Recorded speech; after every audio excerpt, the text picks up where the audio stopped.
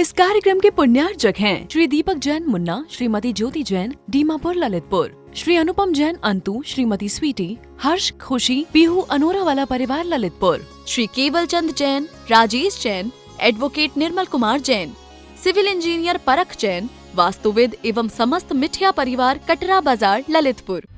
दया भावना foundation, जिसके नाम में ही छिपा है दया का स्वरूप, जिसके अंतर्गत आचार्य श्री विद्यासागर जी महामुनिराज के मंगल आशीर्वाद एवं मुनिश्री 108 अविचल सागर जी महाराज की पावन प्रेरणा से संचालित हो रहा है भारत का सर्वश्रेष्ठ आचार्य विद्यासागर गौ उपचार अस्पताल एवं भगवान श्री राम पक्षी उपचार अस्पताल।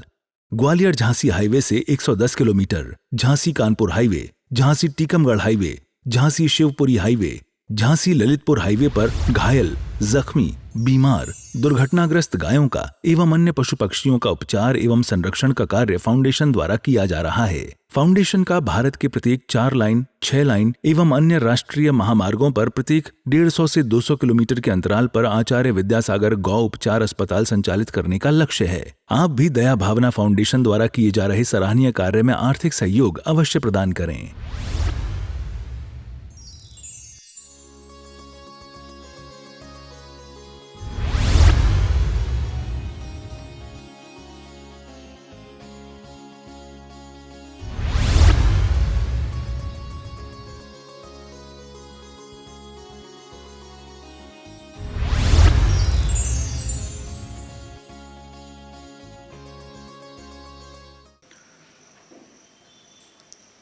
ऐसे ईश्वर, एक ऐसा परमात्मा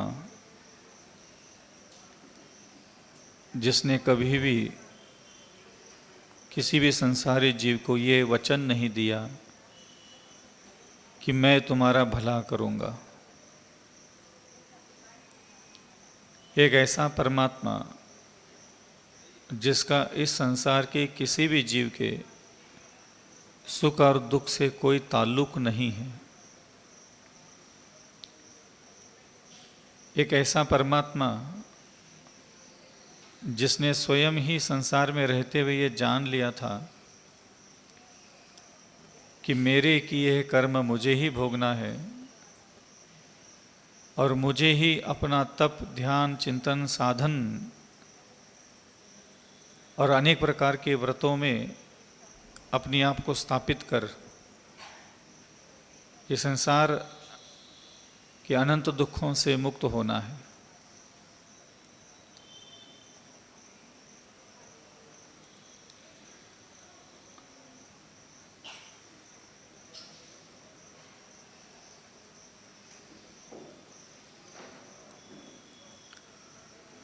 ऐसे उस अरहंतों को हमें पुनः पुनः नमस्कार करते रहना चाहिए।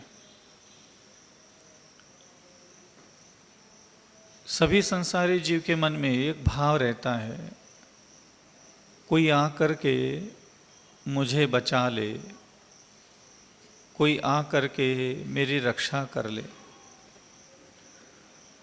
कोई और आए और हमें इन दुखों से बाहर निकाले। धीरे से ही सही, चुपके से ही सही, हमारे अंतःकरण में किसी और के द्वारा अपना अच्छा हो जाए, इसकी एक वांछा मन में पनपती है।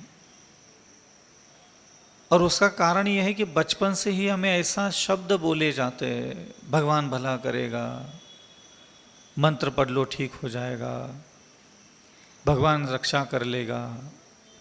ये जाने अनजाने में जो हमारे लिए शब्द सुनाए गए वो इतने विध्वंसकारी साबित हो रहे हैं हमारे लिए कि अब हम भगवान के ऊपर इतना आश्रित होकर के बैठ गए कि हम कुछ नहीं करेंगे। हम तो पूजा जाप स्तोत्र मंत्र पढ़ लेंगे, मुनि बनकर बैठ जाएंगे और जो करना है अब भगवान करेंगे। जिस भगवान की तुम पूजा कर रहे हो उसका भला किसने किया? उस पर किसने आकर के करुणा की, कृपा की, दया की, उद्धार किया, संसार सागर से पार उठारा? किसी ने भी नहीं। जो योग साधना है धर्म के मार्ग पर, जब भी हम धर्म के शरण में जाते हैं, परमात्मा की शरण में जाते हैं, तो यहाँ जिनेंद्र भगवान हमें एक बात जरूर कहते हैं, योग साधना। योग साधना का तात्पर्य आप लोगों की ये प्राणायाम और शारीरिक आसनों का नाम योग साधना नहीं है कि हम कोई आसन लगा दे, श्वासोच्छ्वास की प्रणाली को ठीक कर ले, इसका नाम योग साधना नहीं। योग साधना की तरफ जिनेंद्र भगवान ध्यान देते हैं कि तुम्हें तुम्हारा मन कैसा निर्माण करना है, वाणी कैसे निर्माण करना है, इंद्रियों का निर्माण कैसे करना है, बुद्धि का निर्माण कैसे करना है, तुम्हें क्या मेहनत करना चाहिए उन चीज़ों के लिए। एक बौद्धिक सौंदर्य, वैचारिक सौंदर्य निर्माण करने के लिए क्या करना चाहिए, ये भी संसार के लोगों को आज तक पता नहीं है। एक ऐसा सर्वोच्च परमात्मा हमें मिला, और कई बार मैं पलट करके चिंतन करता हूँ कि ये सारे संसार के लोग अपनी आत्मा में पुण्य भरना चाहते हैं।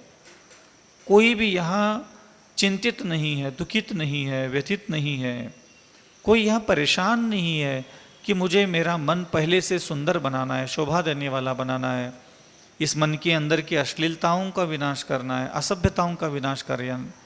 ये मर्यादा रहित मन है, लाज लज्जा शर्म बेहयाओं से मुक्त है ये, इसका कोई कुछ नहीं है। और आप अपने मन को दिन भर देखते हो, आपको सब पता है आपका मन क्या काम करता है दिन भर बैठ करके, और आपको कभी उसको व्यवस्थित करने का ख्याल नहीं आता। मंत्र में मन लगना चाहिए, स्तोत्र में मन लगना चाहिए, हजारों बार प्रश्न वही वही वही पूछ पूछ करके भी दिमाग सड़ गया।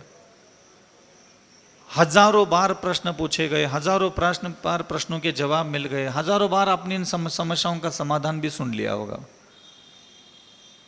हजारों बार प्रश्न पूछे गए, मन कहाँ लगाना है, सबने जवाब भी दिया, मन कहाँ कहाँ लगाना है, पूछने वाले का भी नहीं लगा, जवाब देने वाले का भी नहीं लगता। तो ये मजाक और मनोरंजन बन के रह गया कि मन लगाना है हमें। और इधर भगवान कहीं तुम्हें मन लगाने के लिए कह ही नहीं रहे, तुम जबरदस्ती के उतावले होकर के पीछे पड़े हो उनके, मन लग जाए मन लग जाए मन लग जाए, मन एकाग्र हो जाए, तुम पीछे पड़े हो जबरदस्ती के।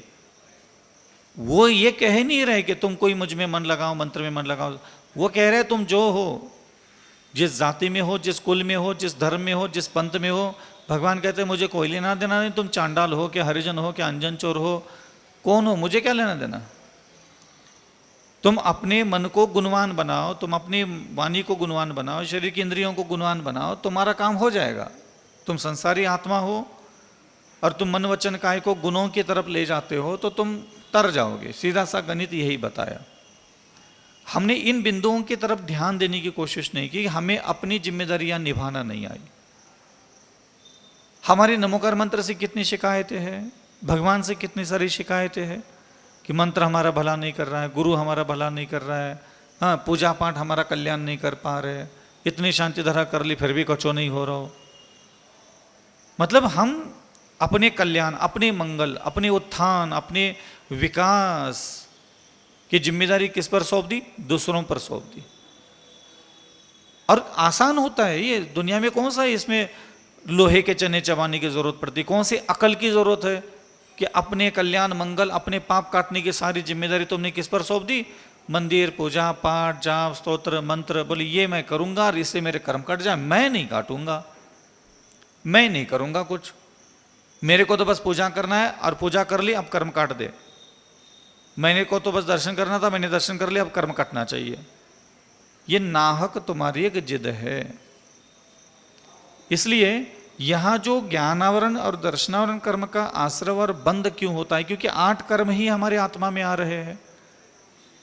कोई भी संसारी जीव है, चतुर्गति का कोई भी, किसी भी जाति धर्म पंथ परा में क्यों न जीव हो, उसके भगवान कोई भी क्यों ना हो, उसका ईश्वर कोई भी क्यों ना हो, उसके गुरु कोई भी क्यों ना हो, उसके मंत्र शास्त्र क्यों ना हो, उसकी जीवन शैली हमसे अलग क्यों ना हो, फिर भी वहाँ कमा तो रहे यही 8 कर्म, ज्ञान और दर्शन वेदनीय मोहनी आयु नाम गोत्र अंतरा। किसी भी जाति किसी भी धर्म किसी भी पंथ में कोई अलग थोड़ी कर्म आ रहे आत्मा में, यही कर्म आ रहे हैं। अब ये कर्म आ कहाँ से रहे यही किसी को नहीं पता, काटना कैसे है इस पर विजय प्राप्त करना यही नहीं पता।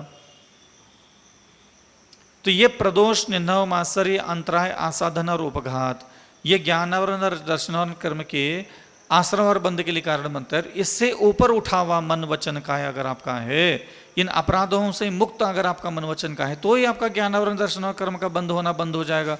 उसके पहले आप कुछ नहीं कर सकते।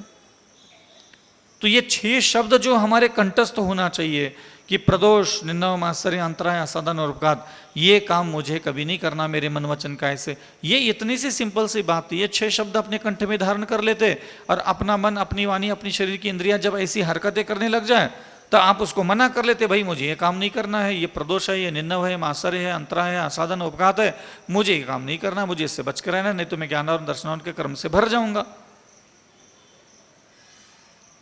कर्म काटने का काम और कर्म काटने की बातें और कर्म काटने के लिए दिमाग से सोचना बहुत आसान है। सोचना ही तो है कर्म काट रहे, कर्म कट जाएंगे। बोलने से थोड़ी कर्म कट रहे। अपनी अपनी जात की किताबें पढ़ करके कोई भी कुछ भी बोलता रहे तो कर्म नहीं करते। उसकी विधि विधान अनुष्ठान निश्चित है। हम इतना धर्म कर लेते हैं।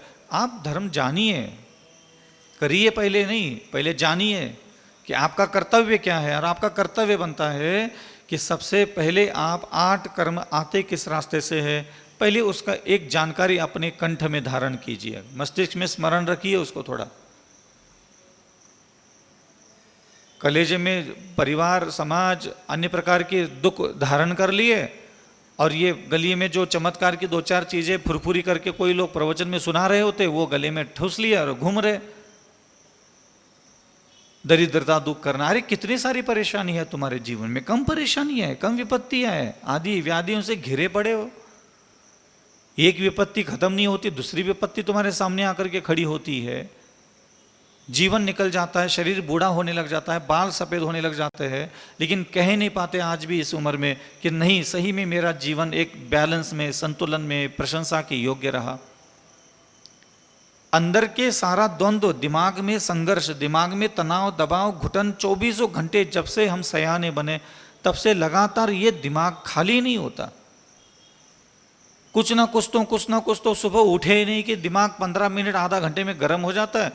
बड़ी मुश्किल से उसके इधर से उधर से बातें समझा करके ठंडा कर लेते हैं, फिर वही के वही। तो ये खत्म कैसे होगा? ये खत्म नहीं होगा ना। इसको खत्म करने के लिए मैं आपको कुछ बोलूंगा, बस सिर्फ इतना है कि 8 कर्म जिस रास्ते से आते हैं ना, वो आपको मालूम होना चाहिए। बस इतनी सी बात है।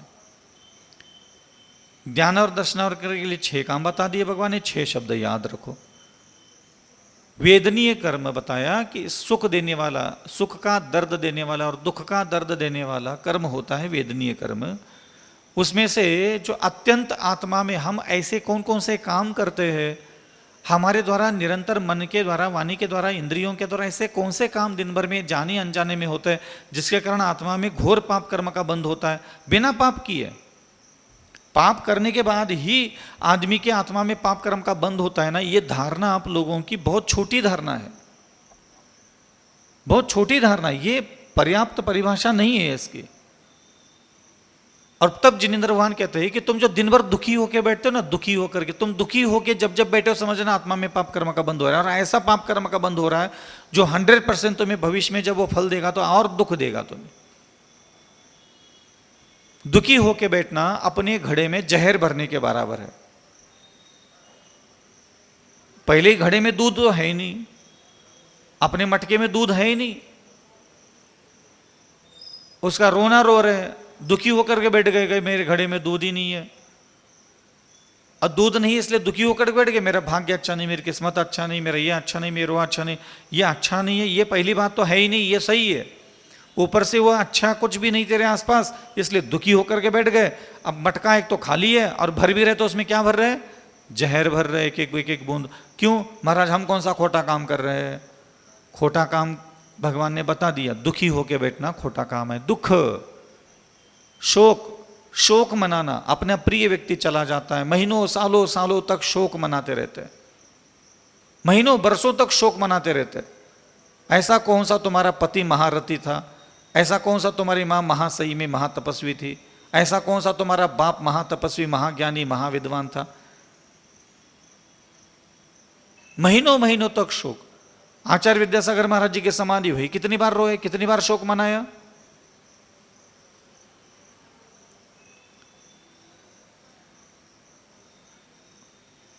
कितनी बार आंखों से पानी निकले? घर घर में फोटो टांग के बैठ गए, मंदिरों में फोटो टांग के बैठ गए। तो ये नाहक खोटी वासनाओं में तुम ऐसे बंधे हो, तुम्हें खुद नहीं पता तुम कितने चवन्नी हो।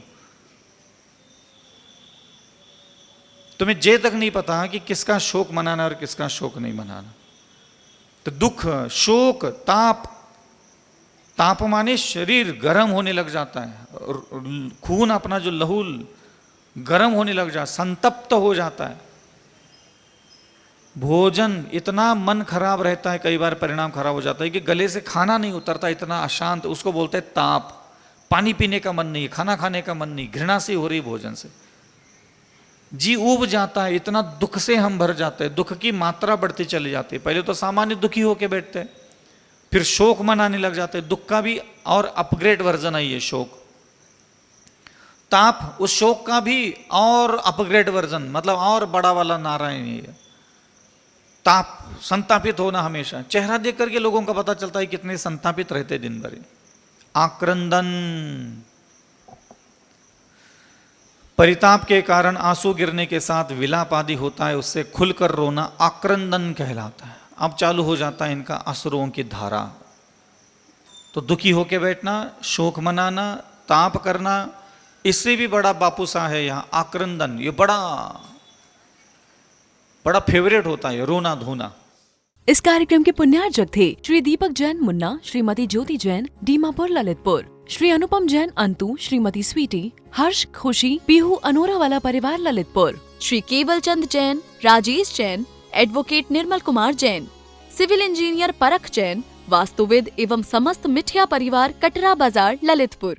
क्या आप वास्तुशास्त्र के अनुसार अपने घर का काम कराना चाहते हैं?